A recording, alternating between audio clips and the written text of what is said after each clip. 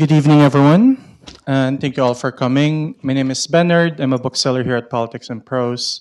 On behalf of the owners and of the staff, I'd like to welcome all of you to this evening's event.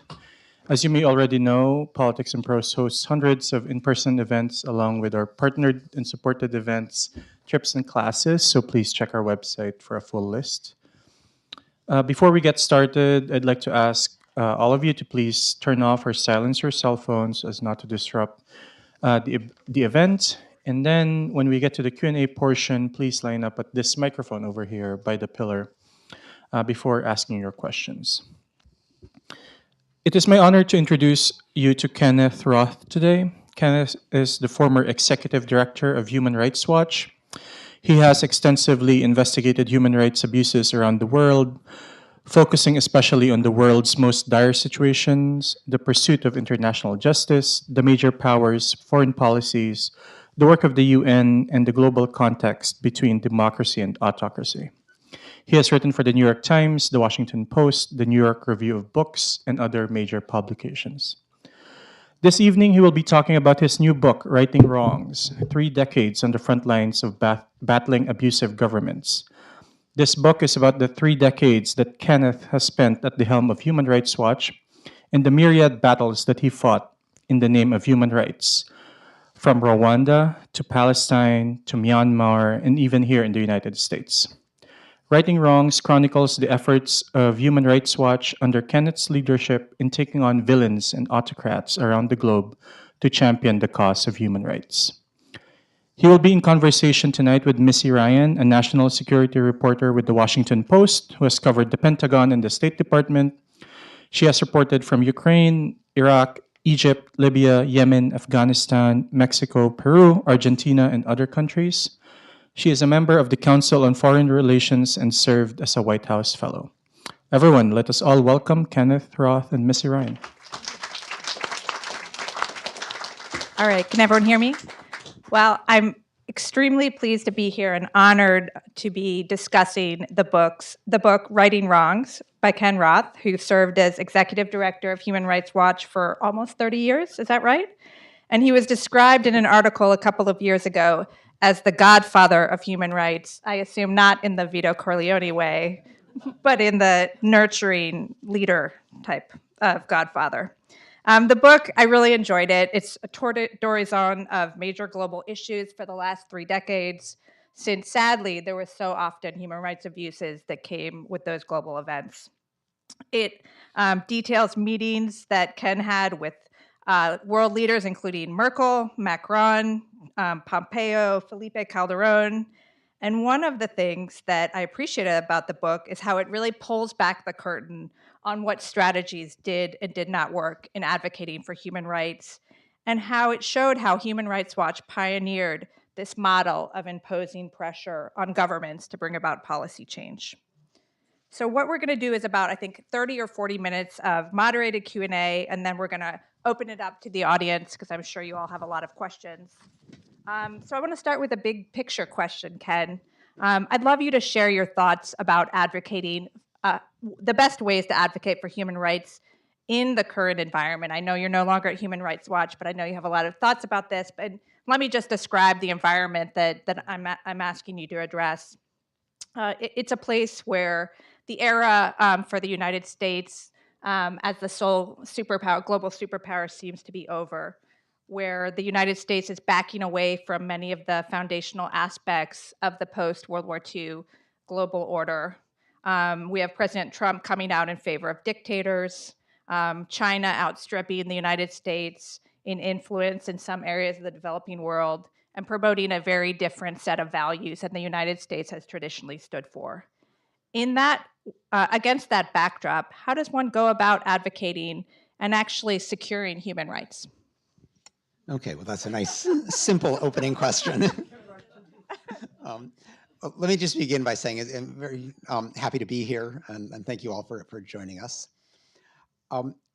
One thing I try to do with this book is to debunk the sort of facile critics of the human rights movement. And I mean, you know what I'm talking about, where people will say, "Oh, isn't that nice that you're for human rights?" Yay, and they imagine that we sit around holding the candle and singing Kumbaya and hoping for the best. And what I want to show is that the defense of human rights is actually a process of playing hardball.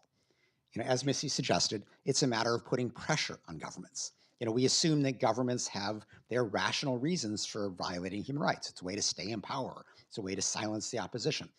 And so our job is to shift the cost-benefit analysis of repression. And we do that, through a variety of techniques, partly by shaming governments, because every government today pretends to respect human rights. And so when we highlight the discrepancy between that pretense and the reality, it's shameful, it's delegitimizing, and they all hate it. We go to influential governments and ask them to use their diplomatic or economic clout on the target government. Sometimes we try to get people prosecuted. Today's environment, I'm not going to sugarcoat it. It's not great. I'm not happy that Trump is, once again cozying up to autocrats and attacking international institutions. But we've seen a lot of this before, and we survived the first Trump term, and interestingly, other governments stepped up. The example I always bring to mind was Venezuela, where we've succeeded in getting the UN Human Rights Council to denounce what Maduro was doing, to set up an investigative mechanism. And if Trump had led this effort, it would have been seen as just another imperialist tussle. But it was a group of Latin American governments plus Canada under the banner of the so-called Lima Group that led the way, and it was a much more principled and, as a result, successful effort. This is also not the first time we've seen the US on the wrong side of international human rights issues. And in the book, I describe the campaign to ban anti-personnel landmines, which the US opposed, the campaign to ban cluster munitions, which the US opposed, the effort to establish the International Criminal Court, which the US, vigorously opposed. And we won all of those. And in each case, it was a matter of building coalitions of democratic governments, not simply in Europe, but really, throughout the world. And in groups, they had the moral authority to stand up to the superpower. And so I think it's going to take things like that. There are also things, frankly, that we can do with Trump, because, one lesson from the book is that, every autocrat, every dictator, every democratic leader has things that they want. And if we can deprive them of that until their human rights practices improve, we can move them. And in Trump's case, I think what he wants, this is a guy with a fragile ego. He wants to be seen as a success, particularly as a great deal maker. And this gives us an opening. We see this in Ukraine. Does he want to, simply appease Putin and declare a ceasefire with no security guarantees for Ukraine, which is, would be a real loss for Ukraine? I think that he recognizes that that would be seen as a bad deal. And a master deal maker doesn't like to be known as, the constructor of bad deals. So these are the sorts of things we have to work with. It's a little odd to sit here and worry about the psychology of a leader, but I think we're stuck with that. But we have to work within it and figure out how do we play that to our advantage. Yeah, I definitely, it's been quite a month, and talking to foreign government officials, I know there's a lot of amateur psychoanalysis that's been happening in foreign capitals regarding foreign policy decisions. I actually want to follow up on something you said, Ken, about pressuring and shaming governments to get the sort of policy actions that Human Rights Watch or advocates for these kind of rights want to see. Do you think that, what do you do in a scenario, though, where, hypothetically in this government, it's less susceptible to reputational pressure? Because, in many ways, the Trump administration is dropping the pretense of caring about the violation of international sovereignty in Ukraine, for example. We had President Macron here yesterday talking about the need to make sure to show that the law of strength wouldn't be able to prevail, like that Putin wouldn't be able to use force successfully in Ukraine. But it's not clear to me that that principle is important to the Trump administration. So can you talk about, in a context where a government, maybe, the US government, which, is such a big player, cares less about the reputational damage? No, I think we have to assume that Trump could care less about being accused of violating international law or violating human rights. He's utterly indifferent. But fortunately, that's not where most of the world is. And he has to operate with the rest of the world. And I think we've seen this with Gaza, for example, where Trump, give him credit, he actually played a positive role in securing the current temporary ceasefire. Netanyahu was resisting. He was fearful of what it would do to his reigning coalition. And Trump came in and said, you just got to do this. And he was then able to tell his right-wing partners, I have no choice, and they accepted it. Today, he came forward with his wacko war crime plan to solve Gaza by depopulating Gaza. And that's an example of how he doesn't care about the most blatant violations of international humanitarian law in that case. But no one else wanted anything to do with that. Egypt, Jordan said, no way, we're not taking these people. The Saudis, the Emiratis said, you want us to pay to rebuild Gaza? You've got to give us a pathway to a Palestinian state. And so, I think that there are others that will have influence in Trump. What does Trump want here? He wants a Nobel Peace Prize for having a grand Middle East peace. He wants to have, the Saudis normalize relations with Israel. These are things he's not going to get by just, pushing for another Nakba. He's going to get it only if he kind of moves in a more, what turns out to be a more pro-human rights direction, despite himself. And so we have to just kind of work where we have the pressure. So the hypothesis would be working with the countries who have an active interest in the human rights components of whatever the deal is, and using that to leverage him indirectly, essentially. Exactly. Yeah. I get it. What happened? Did I press something?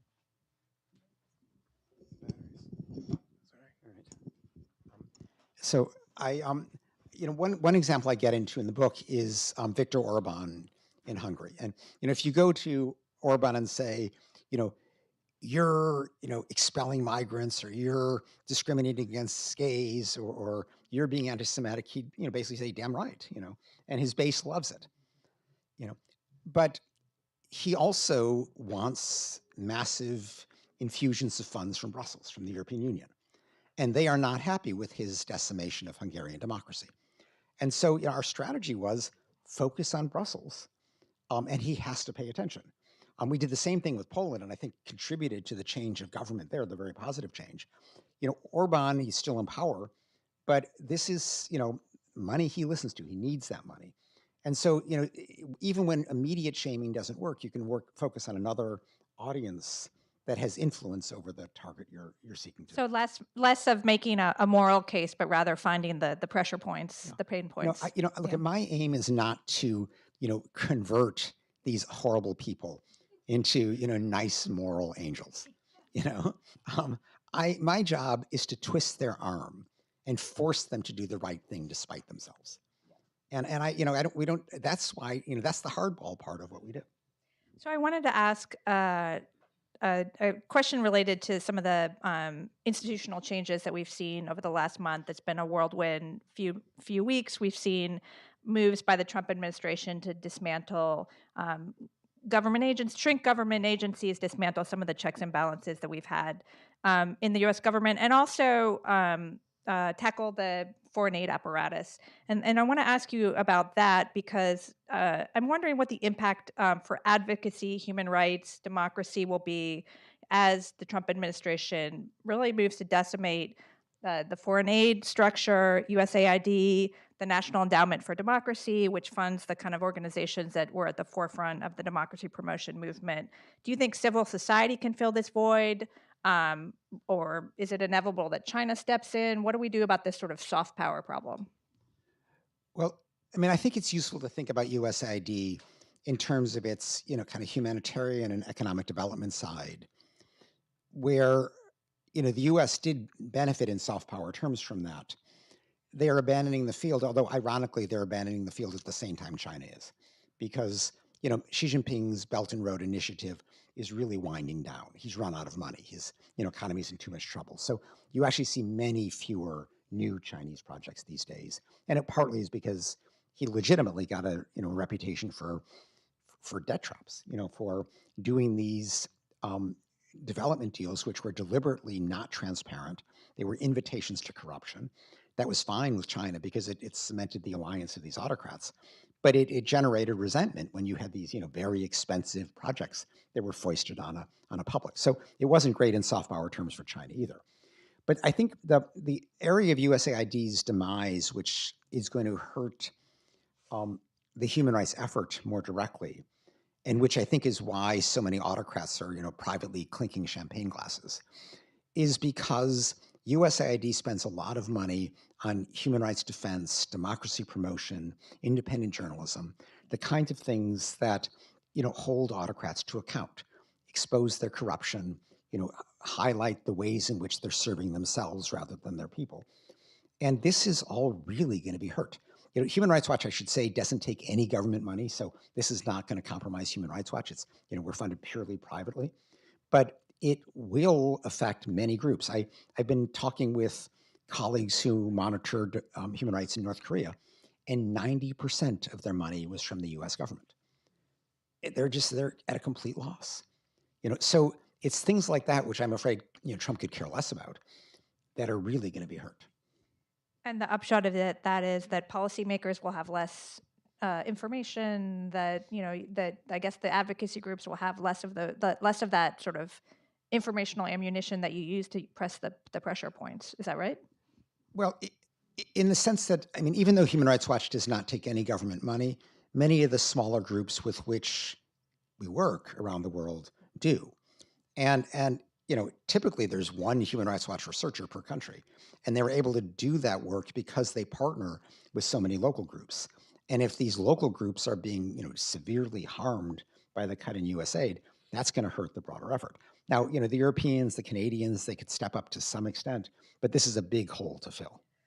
Thinking about the goal of promoting and protecting human rights here in the United States and abroad, are there any upsides to Trump's re-election? I'm not sure I would put it that way. I think what Trump's election has alerted us all to, and it's not just Trump. It's really the growing popularity of the far right in Europe as well. And there's a certain irony here, because if you look at the kind of the global contest between democracy and autocracy, people who live under autocrats are not happy. And we've seen, case after case of people coming onto the streets at risk of being detained or even shot to protest against autocracy. And, sometimes they win, sometimes they oust, in Bangladesh or Sri Lanka, they oust the autocrat. A lot of times the autocrat prevails, but people make their preferences clear. But ironically, the people who are living in established democracies are increasingly embracing autocratic alternatives. And so if you want to try to look for a silver lining in Trump's arrival, I think it's waking us up to the failure of established democracies to adequately deliver to all elements of society. And it's, partly economic delivery. It's partly, though, that people just want to be respected and heard by their government and don't feel that that's happening in a government that is increasingly seen as elitist and urban and coastal. So it's sort of, even in a society that has a democracy, that has, a guarantee of basic human rights, maybe those are necessary but not sufficient conditions to continue support for that government if economic inequality is ravaging the country. Is that sort of what you're thinking? Yeah, it's part economic inequality, it's part economic stagnation, and I think it's part disrespect. A sense that, this is flyover country. These are people who don't matter. And I think a lot of the enthusiasm with which people meet Trump's, anti-establishment tendencies is because they share with him a dislike for the governing elite. And for Trump, this is genuine. It's odd because, here's a billionaire, supposedly. But, Trump was always the guy from Queens, the guy who was just not quite making it in Manhattan society. And so he's always had this genuine resentment against the elite which is partly what makes him effective on the campaign trail. He's not faking it. He really does share this disillusionment that many of the people among his supporters share. I wanted to switch topics a little bit and ask you about the United Nations. Do you believe the UN has lost its power to affect change on human rights, its sort of shaming power? You talk in the book a lot about them pulling their punches on China and other issues. Can you talk a little bit about that? Yeah. I mean, first of all, when we talk about the United Nations, we have to recognize that there really are two kinds of institutions there. One are the people who are staff. So, Antonio Guterres, Secretary General, the UN High Commissioner for Human Rights is Volker Turk. I mean, they're people who run the operational agencies. Then there's the UN as a conference room, where it has no control over what's happening, but the governments of the world meet there. And in the book, I'm very critical, particularly of Guterres and Turk, for their utter failure to address China's persecution of the Uyghurs. And I mean, it has been appalling. You may all remember that Michelle Bachelet, the prior High Commissioner for Human Rights, issued a very strong report calling this possible crimes against humanity because China was massively detaining Uyghurs, putting them in forced labor. And she then, stepped down, her term was over. And Volker Turk, in his 2.5 years, has never found the capacity to condemn China for what they're doing to the Uyghurs. Indeed, when China was up for what's known as the Universal Periodic Review, the kind of routine discussion of their human rights practices every 5 years, it was a one-day event in Geneva, and that was the day that Volker Turk had to take a meeting in Liechtenstein. I mean, I went through 3 decades at Human Rights Watch, and I never found the occasion to get to Liechtenstein. It just never rose on the agenda, And here was, China Day. Oops, got to get to Liechtenstein. This is the kind of cowardice that this guy has, and Guterres is just as bad. But let me just to complete the picture. The UN Human Rights Council matters. Okay, so even though I'm very critical of the leadership of the UN institutions, when the governments get together, everybody hates the possibility of being condemned by them. And I run through a number of big battles we had, how we got, for example, the Saudi-led coalition's bombing of Yemeni civilians scrutinized for 4 years. They detested it, but it made a huge difference because when it was lifted, the civilian casualties immediately doubled. And one big fight I describe in the book is when we tried to put China's treatment of the Uyghurs on the agenda of the Human Rights Council. We lost by 2 votes. But it was so important to the Chinese that Xi Jinping personally was calling heads of state, pressing them to vote with China. So, this indicates that they care, which I think China has to care because having no domestic elections, they can't point to those as a source of legitimacy. And they are very dependent on saying, oh, well, everybody else thinks that we're great. And if the leading UN human rights body were to condemn China, which we came very close, this would be decimating to a major tool of China's legitimacy. Have you had a chance to talk to Xi Mr. Jinping? Turk? No. Oh, to Turk? Yeah. No, I haven't. I've stayed away from him. One of his close aides is a former employee, and is not happy with my criticism. And I keep telling her, I'm happy to stop as soon as he criticizes the Chinese, And I mean, I just did a tweet yesterday because he yet again gave a horrible speech to the UN where he did a tour du monde and touched on all these different things and didn't mention China. And, as I say in the book, I really view China as the greatest threat to the global human rights system.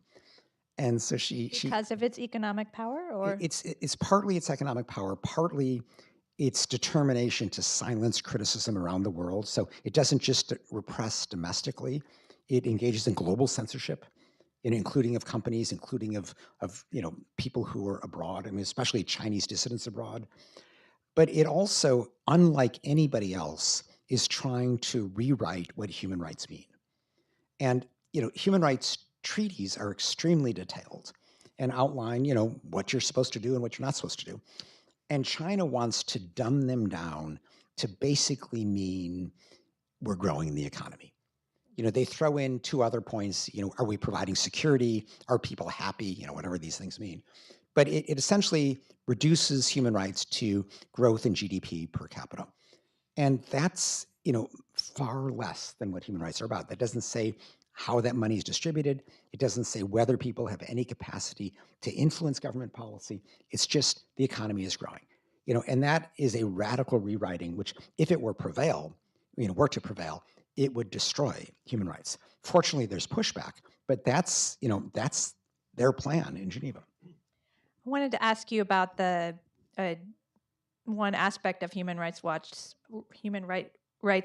work that got a lot of attention, and that's the 2021 decision regarding Israel and the declaration of apartheid vis-a-vis Palestinians. Can you tell us a little bit about the decision making behind that process? And then, there was obviously some criticism, some support for that when Human Rights Watch came out with that. But can you, just looking back on what has happened since, do you think about it any differently? What do you think, given everything that's happened since that moment?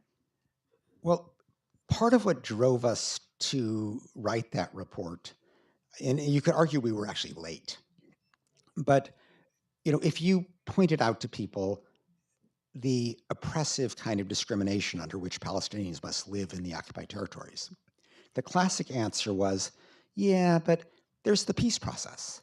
This is just temporary, and the peace process will solve all of this. And you could live with that answer for a year, 2 years, maybe a decade, but it was going on 3 decades. And it was clear that the peace process was moribund, and that this was just an excuse for permanent oppressive discrimination.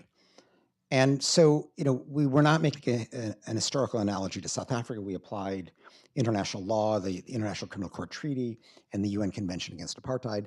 But it was very clear under those standards that the Palestinians in the occupied territories were living under apartheid. Now, this has contemporary relevance because today, if you ask, sort of what are the possible solutions to the Israeli-Palestinian conflict, one solution that people put out is the settlement process is so advanced, there has become a so-called one-state reality between the Mediterranean Sea and the Jordan River. Everybody in that one state should get equal rights. And I would be fine with that, but the Israeli government is not, because they would lose their Jewish majority. Their preference is the status quo, the endless occupation. But increasingly, that is viewed, as it should be, as apartheid. And so the best option remaining is a Palestinian state. Now, Trump, a couple weeks ago, gave credence to what had always been a fourth option lingering off the stage, but was deemed, too abhorrent to ever really contemplate. And that was, solving the Palestinian problem by getting rid of the Palestinians. And that is a massive war crime. It would be a crime against humanity. Trump said, whatever, let's do it. Make Gaza beautiful. And fortunately, the world has condemned that, but the Israeli far right has been emboldened by Trump's endorsement. So I think that he, in an odd ways, made it even harder to get to the Palestinian state, except, as I mentioned earlier, his desire for this grand regional bargain. Just to play devil's advocate, I'd be curious to get your response to the criticism or the idea that, by applying this label, which, the notion of apartheid is so divisive that potentially that plays into the hands of Israeli leaders as the country moves farther and farther to the right, as the Trump administration in many respects embraces the agenda of the Israeli far right. Does that allow them to dismiss other sort of substantive, more specific criticisms of the Israeli government's handling of the Palestinian issue by putting that out there? Yeah. I mean, if the report was a very detailed, careful report. I actually went through it 3 times before we published it. And it, when we put it out, the Israeli government didn't know what to do with it. They actually couldn't find anything factually wrong. They couldn't find anything legally wrong. They resorted to the usual name calling, but that we took as a victory. But I think, does that make people less likely to recognize the more recent devastating analysis that people have done, analyzing the indiscriminate bombardment, the disproportionate attacks on civilians, the starvation strategy in Gaza, as war crimes? I mean, I'm not sure that it does. In many ways, the new issue is, is this genocide or not? And I mean, we can get into this, but while the International Court of Justice's jurisprudence is quite conservative on that, there is a good case to be made that it's genocide. And some organizations have come out and said that. oh, so has Human Rights Watch, yes. Acts of genocide, though. Human They Rights say Watch acts said, of genocide, but no, I think Human Rights Watch, in typical fashion, is being cautious. It's not just resorting to rhetoric. So, but it is. I mean, clearly the deaths are more than adequate. I mean, if if there are 48,000 total deaths, let's say 2/3 of them are civilian, that's far more than the 8,000 at Srebrenica that were found to constitute genocide. So in terms of the acts, the killing is sufficient. The creation of conditions of life that are unsustainable is just obvious if you look at what happened in Gaza. So on the act side, I think there's plenty of evidence. It all comes down to intent.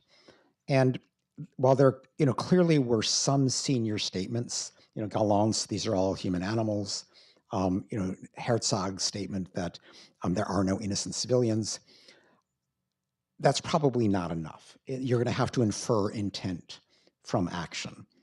And while I think that can be done, the court's jurisprudence here is what stands in the way, because the court has said it has to be the only possible inference. And in this case, there's a second inference, and that is the inference of mass forced displacement.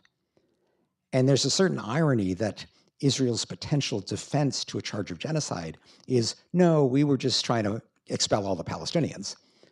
But that's what the court's jurisprudence suggests right now. I think they're going to have to change their jurisprudence, but we're in this weird intermediate stage. Just want to ask maybe one or two more questions so we can open it up to the audience. In the book, you asked the question, are we in danger of giving people too many rights? What do you mean by that? And are there examples you can think of where there have been too many rights granted or notionally? I mean, what I meant by that is the meaning of calling something a right is that it's an exception to the democratic process. The democratic process has to operate within rights. And I would also say it's a prerequisite to the democratic process. You obviously can't have a democratic process if you don't have freedom of the media, if you don't have due process, et cetera. But there is a tendency to keep adding on rights. And every time you add on rights, you take something away from the democratic process. And I think you risk jeopardizing the whole enterprise.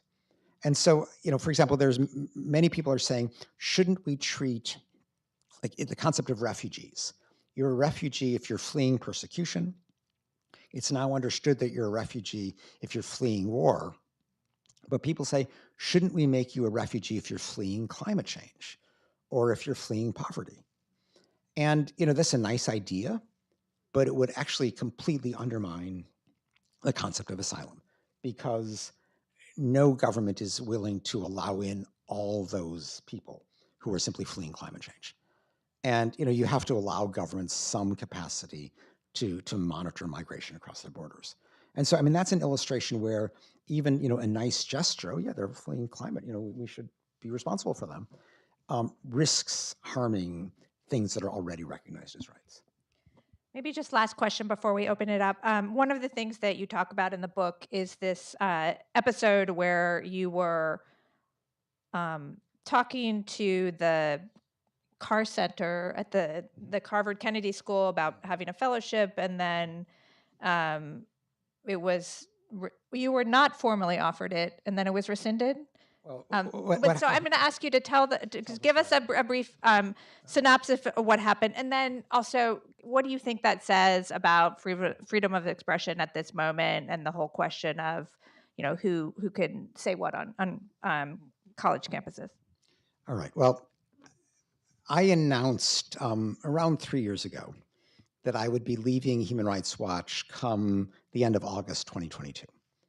And very quickly, friends of mine at the Carr Center for Human Rights Policy at the Harvard Kennedy School called up and said, you announced you're going to be writing this book. Wouldn't you like to write it here as a senior fellow? And we kicked it around and I said, yeah, sure, that sounds like a nice idea. And I thought that was the end of the process. But it turned out that there was still this formality of the dean giving approval. And since this was a human rights fellowship, I thought I was vaguely qualified, so I wasn't terribly worried, you know. And I actually called up the dean, not to seek permission, but to say, I'm going to be there in September. You want to just get to know each other, you know? And so we had a 30-minute Zoom conversation, which was perfectly pleasant, until right at the end, he asks, do you have any enemies? And I said, well, yes, you know. And I said, you know, well, the Chinese government and the Russian government have personally sanctioned me. You know, the Saudis hate me, the Rwandans hate me. I mean, it's all in the book in lots of detail. But I knew what he was driving at. I said, the Israelis are not so fond of me either. You know? 2 weeks later, my friends at the Car Center sheepishly call up and say, he vetoed your fellowship. And so, you know, we were trying to figure out why. And Michael Massing, who's a very respected journalist, wrote a long piece in The Nation where he speculated that there were these big pro-Israel donors to the Kennedy School. Now, the dean denied speaking to these donors. He said he spoke to people who mattered to him, which is obviously people who were worried about what the donors would say. I think this is all completely dumb. I think the donors wouldn't have noticed. But, you know, he was too clever by half. And once this article came out in The Nation in early January 2023, it immediately sparked rebellions among students, faculty, alums, a massive press thing. I spent 2 weeks doing nonstop media interviews and writing op-eds. And at the end of these 2 weeks, the dean calls an emergency faculty meeting. Not a single member of the faculty supported him. And so he reversed himself and he offered me the fellowship. And I actually am still a senior fellow at the Harvard Kennedy School. What do you draw from this? Two things. I mean, one is I then went to Harvard and said, look, I'm able to create a bit of a stir because I have a certain profile. But most people who criticize Israel or who defend Palestine are, you know, ordinary students, ordinary scholars. They're not going to be able to do that. Would you reaffirm explicitly the right to academic freedom in the Israeli-Palestinian context? Harvard wouldn't do it. The Kennedy School wouldn't do it. The other issue, I think, has to do with donor influence. And even though I say, you know, I had no direct evidence that donors said anything, I think probably they didn't, but, you know, this fear. But at Human Rights Watch, you know, I always had to worry about, you know, what if donors try to use their economic clout to push us in a certain direction? And part of my job is to prevent that. And, you know, I had a basic rule that, you know, we would take money, say, if they want us to work on women's rights, or, you know, money if they wanted us to work on Afghanistan. You know, those broad categories are fine, but not, you know, write a report saying this or don't say that. You know, that was just unacceptable. And if a donor insisted on that, they were not going to be a donor. If I could do that, you know, leading Human Rights Watch, a modest NGO, couldn't Harvard, the wealthiest academic institution in the world, say we are not going to accept contributions by people who are going to undermine academic freedom? They won't do that. On that note, I want to open it up. We have about 20 minutes, so if people could come and stand at the microphone and maybe introduce yourself as you're asking your question. Yes, hi, I'm Dick Smith, just an ordinary walk-on from out on the sidewalk. So, Good to meet you. You had a number of things to say about China and Xi, but much less to say. I don't think anything really to say about Russia and Putin directly. Could you give us a little bit on your thoughts on Russia and Putin from a human rights point of view, or from even expanding a little bit on that? And if you can do it in relative terms, China versus Russia, Putin versus Xi in the human rights world. Yeah, I mean, I have an entire chapter on Russia, partly on just Russia domestically, partly focusing on Russia's role in Syria. And I mean, Russia clearly has essentially moved back to Soviet-type repression, you know, and has just gradually shut down civil society, shut down independent media. You know, when you know, Yeltsin emerged with the newly independent Russia, Human Rights Watch opened an office in Moscow. We were able to operate relatively freely. And that was, the case for quite a number of years. And then really since Putin came back the second time, it's been a pretty steady downhill. The one, in fact, I opened the book with a story about Idlib in northwestern Syria, where the people were being bombed very systematically, their hospitals, their schools, their marketplaces. And our challenge was, how do you stop this when Assad has no reputation left to tarnish? This guy was as ruthless as could be, and there was no point in trying to shame him. But at that stage, this was before Putin's invasion of Ukraine, he still cared about his reputation. And I describe how we mounted a very concerted effort, forgetting the United States because Trump was in power then, but focusing on Merkel in Germany, Macron in France, and Erdogan in Turkey, meeting regularly with the governments and gradually getting them to twist Putin's arm to get him to stop the bombing, which stopped in March 2020, stayed completely stopped for 3 years, resumed a little bit after that. But Idlib is the area where millions of people were living, most having fled from elsewhere in Syria, and it's where this rebel group, the HTS, came from that just overthrew Assad. And so, even Putin, with the right strategy, can be moved. And I describe, not just the Idlib situation, but also how we helped to get him to force Assad to stop using chemical weapons, to get him to allow cross-border humanitarian aid into opposition-held areas. So, there's quite a bit in the book about Putin, but he is a classic corrupt autocrat. In that sense, somewhat different from Xi Jinping, who at least is pretending to build an economy. Putin puts on none of those pretenses. Yeah. Okay. Thank you. Next question. Hi, thank you very much, Ken, for joining us. I have sort of two strands, but the Do you same. want to introduce yourself? Yes, I'm Sam Zia, and I've just graduated from university, and so it's good to see you again. So I wanted to know how much, in your experience traveling the world, has the so Western, sort of perhaps you could say unconditional support for Israel, sort of tainted the way that other countries see the West, and sort of made Western appeals to human rights almost seem a bit cynical and not sort of keen or truly felt. And also, I wanted to ask, you mentioned that kind of Trump wants a deal in the Middle East, but you also mentioned that he's kind of emboldened the most extreme elements of the Israeli right. And I want to know, do you think he probably, in a way, he doesn't really understand what he's doing, because he wants this deal, but even if his rhetoric on depopulating Gaza is just rhetoric, by saying it out loud, he's given this legitimacy to this idea which previously wasn't there, and he's opened a Pandora's box, which even Biden or no other U.S. president really would entertain. Yeah, your first question first.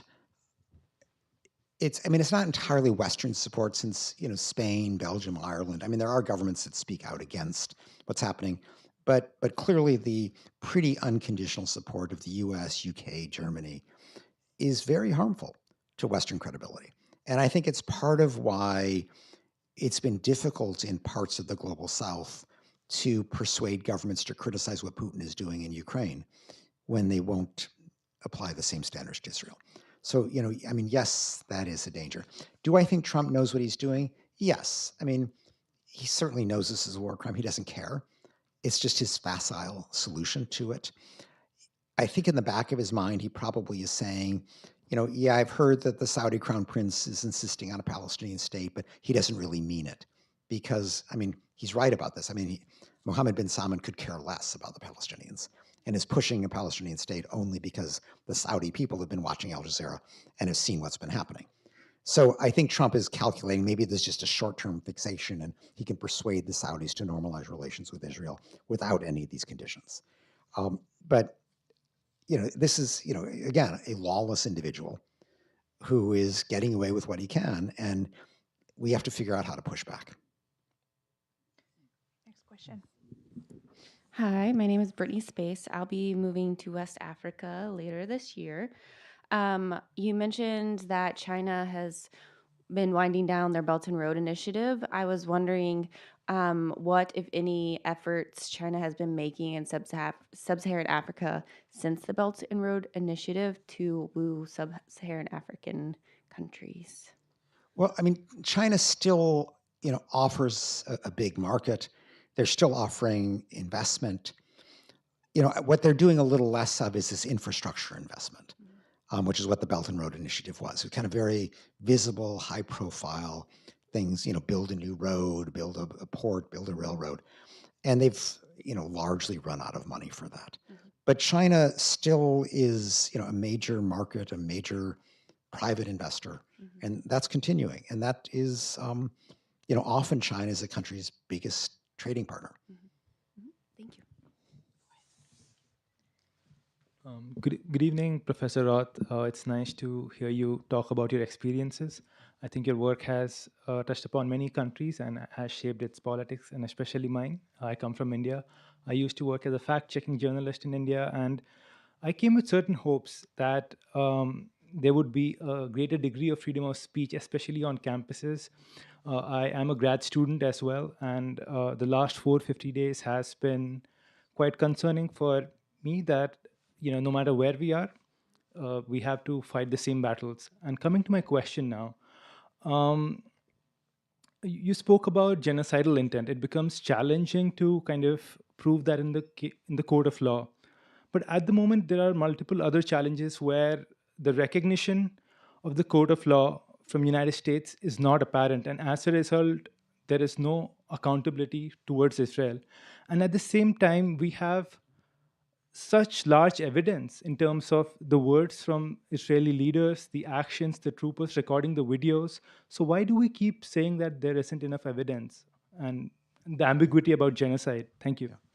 Well, sure. I mean, let me just make clear that there is plenty of evidence of war crimes. So let's just begin with that. And, the International Criminal Court has charged Netanyahu and Gallant for the war crime basically of trying to starve civilians. They have not yet taken on the bombing, although Karim Khan, the ICC chief prosecutor, has alluded to the likely next charge, which would be the use of these huge 2,000-pound bombs to devastate neighborhoods, which, is almost the definition of an indiscriminate attack. So, even before you get to the genocidal question, there's plenty of evidence of criminal culpability. Now, one disturbing aspect of policy under Trump is that Trump has now revived his sanctions against the ICC prosecutor. And one thing, I wouldn't be surprised at all by is if Karim Khan, the current prosecutor, charges Trump with obstruction of justice. Because to ban somebody's travel, to seize their bank accounts because of their official actions at the court is the epitome of the obstruction of justice. And Article 70 of the Rome Statute makes that a crime. And the court has jurisdiction because this is obstructing justice in a case, Palestine, where they have jurisdiction. So, Trump is playing with fire by doing what he's doing. Do you think that countries would, if there was an arrest warrant, would countries, American allies, actually respect that? I think, let me rephrase your question. The 125 governments that are members of the ICC all would be obliged to arrest Trump if he showed up. So what they would do is tell him not to show up. And it's similar to what Putin now faces. It's similar to what South Netanyahu. Africa Exactly. and everything, Putin didn't go to the BRICS summit in South Africa because he would have been arrested. Netanyahu can't go to Europe. And, Trump obviously has his ways. Governments may find exceptions, but, governments are very committed to the ICC around the world. And I think the more likely thing is just for them to quietly say, you're not welcome. Hi. Okay, first of all, you're one of my heroes, so I have to say that. Love to say it in public. And I worked with you and your team for so many years when I was at the Washington Post. My question is, so you said that Putin can be moved. My question is, can Mark Zuckerberg be moved? In 2018, the Human Rights Office at the UN found that Facebook facilitated the genocide in Myanmar against the Rohingya. And Facebook said, yes, we were too slow. And they did hire some more content moderators. We know that has all gone by the wayside, and hate speech and other sorts of bad actors have basically a free run now, not only here, but especially overseas. So is that something, can you address that and how it might be taken on? Yeah. I mean, look, I think the answer to kind of irresponsible social media platforms is, currently they argue we should be treated like the phone company. Right. So, if you and I, plot a terrorist act on the phone, it's not the phone company's fault.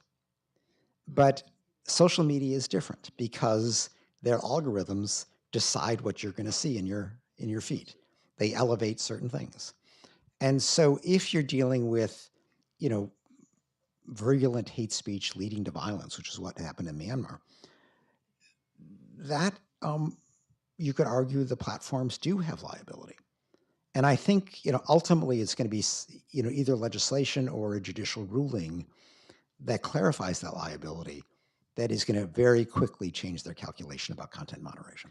Well, do you think that the UN or another international body, since it is an international corporation, could take that question on and not have to rely on Congress, who obviously is not going to do I mean, it? I worry about the UN regulating the internet. Yeah. Because, I know many countries that would love to regulate the internet, and it's not going to be in a way that you and I want.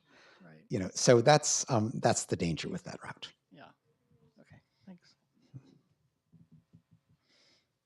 Early on when, hi, my name's Mark Venezia.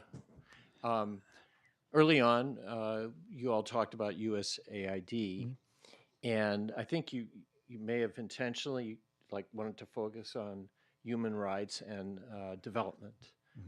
And are there other areas where you would disapprove of what USAID does? Oh, I mean, I actually don't really disapprove. They're, I'm sure that they, as many development agencies, are much too focused on Westerners, Americans making decisions, are not empowering enough local people. They probably are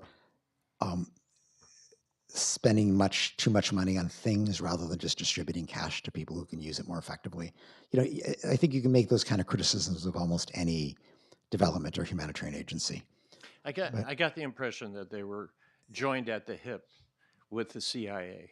Oh no, I mean, I don't have evidence to back that up. No. Okay. Any other audience questions? Because I have a couple that I wasn't able to get in. I want to turn back to the UN. Do you have a question, sir? Early on, you used the word moral. Can you go to the microphone so we can get Sure. Thank you. Hi, everybody. So early on, you used the word moral to describe how you view the world. And I'd like to know something about where you form or how you think about your personal moral compass. Yeah. Well, I mean, one of the points I make in the book is that, even though I've spent my life defending human rights and human rights are codified in law, our ability to cite chapter and verse to say, you violated Article 23 of this treaty has very little relevance. And our ability to move governments really depends on our capacity to shine a spotlight on what they're doing and having people say, that's wrong. That it violates their sense of right and wrong, of public morality. And the challenge for the human rights movement is actually to build public morality sometimes where it doesn't exist. And that was a big part of the landmines campaign, for example, where the law said you couldn't use indiscriminate warfare. Landmines were just classic indiscriminate weapons, and everybody used them. And they just had this dichotomy in their mind. And so we had to build up public morality to say, this is indiscriminate warfare. This is what it meant. And that, it was as much about shaping public views as it was about citing any law. So, I mean, that's, a process. I mean, where did I get my sense of right and wrong? I mean, I don't think it's probably that different from everybody else here. We all grow up in a culture where certain rights are valued. I mean, in my case, my father fled the Nazis as a young boy. And he arrived in New York from Frankfurt in July 1938 as a 12-year-old boy. And I grew up with Hitler stories. I grew up very aware of the evil that governments could do. And that was, a big formative experience for me in terms of, pushing me in the direction that I went. But I still think my sense of right and wrong is more just from, learning basic decency from my parents, from, friends, from teachers. And I don't think that's any different from anybody else. Just a couple quick final questions. What's your response to the criticism that not just Human Rights Watch, but many advocacy groups and also journalists focus too much, as you were just talking about governments, the harm that governments can do, too much on the role of governments versus non-state actors, and this came up a lot in the war in Gaza, where, the Biden administration or the Israeli government would say, why is everyone focusing on the actions of the Israeli government and rather on Hamas, which is also, responsible for a lot of death and destruction. Yeah. I mean, Human Rights Watch, as a matter of policy in any armed conflict, looks at both sides. And in the case of Israel-Palestine, we actually look at, Israel, Hamas, Palestinian Authority, Hezbollah, and we do that with every conflict, and we apply the same standards. But one basic rule you follow is that war crimes by one side do not justify war crimes by the other. Because if you allowed that, then you quickly would have no humanitarian law. So, I have no hesitance saying that what Hamas did on October 7th were blatant war crimes. Killing people, abducting people, holding them hostage. It's pretty straightforward. But that doesn't justify Israel, in turn, ripping up the Geneva Conventions. The fact that Hamas uses human shields, that it builds tunnels in civilian areas, does not relieve Israel of the obligation not to bomb if the harm to civilians would be disproportionate. And so when they come in and say, we've decided that for every Hamas fighter we kill, it's okay to kill 20 civilians, that is a war crime. That is a disproportionate attack, regardless of Hamas's misconduct. Does it become harder to have the conversation, be about the violations on both sides, that Hamas, for example, doesn't have a seat at the UN, that it doesn't have, government offices? I mean, I guess it did at some point in Gaza, or Hezbollah, for example. How does that change the dynamic? I mean, having a seat at the UN doesn't matter. Well, just as a non-state actor is what I'm getting at. No, others, because if you look at international humanitarian law, what's known as Common Article 3 of the 1949 Geneva Conventions is sort of a mini convention that applies to all sides, including rebel forces. So we have a legal basis to hold them to the same standards that we hold governments. Obviously, it may be harder to speak to them, although most rebel groups do have representative offices someplace.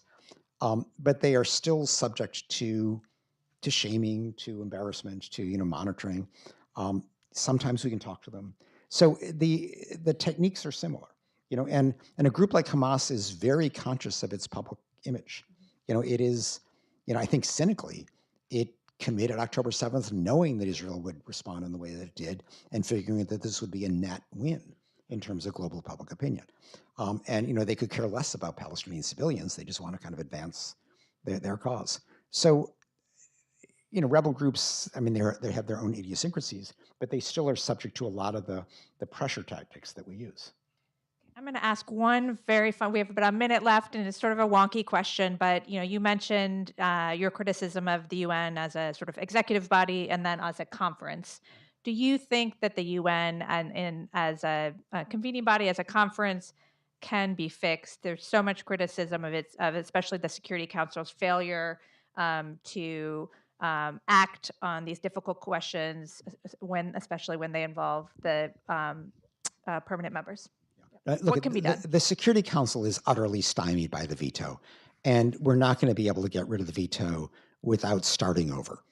And so unless we want to just have a new international body and stop having the UN, we're stuck with the Security Council as it is. And even the plans to expand it or add other permanent members are not going to get rid of the veto for the current permanent 5. But I think this distinction between sort of the coercive power of the Security Council and the other powers of, say, the General Assembly or the Human Rights Council is overplayed, because the Security Council, mostly doesn't impose sanctions. It rarely sends in troops. You can accomplish much of the same thing in the General Assembly or the Human Rights Council. They can condemn, they can investigate, they can report, they can pressure. Governments hate being the subject of that kind of action. And so we have had to kind of give up on the Security Council these days, but in a number of cases, we just moved to one of these others. And I give an example in the book where we tried to send Syria to the International Criminal Court, and China and Russia vetoed it. So we went to the General Assembly, and we asked the General Assembly to create basically a prosecutor without a court, something that has become known as the International Impartial Investigative Mechanism, or the IIIM, which has been very successful in collecting evidence, analyzing it, and enabling national governments using universal jurisdiction to prosecute people. Most notably in Koblenz in Germany, where they convicted a senior Syrian military official responsible for massive torture. And so you make do with what you can, but the remaining intergovernmental parts of the UN outside the Security Council still are places where we can get things done. And maybe the General Assembly becomes a more active voice of global opinion than it's happening. We see this on Ukraine, where Yeah. Security Council is worthless on Ukraine. But the General Assembly has repeatedly condemned Russia's invasion. They expelled Russia from the Human Rights Council. This is all General Assembly action. And General Assembly is a hard place to work because it's all 193 members, so you got to lobby a bunch of places. But it's powerful. It resonates. Well, I want to thank you so much, Ken, you. for a great conversation. I really commend the book. Thanks everyone for coming out.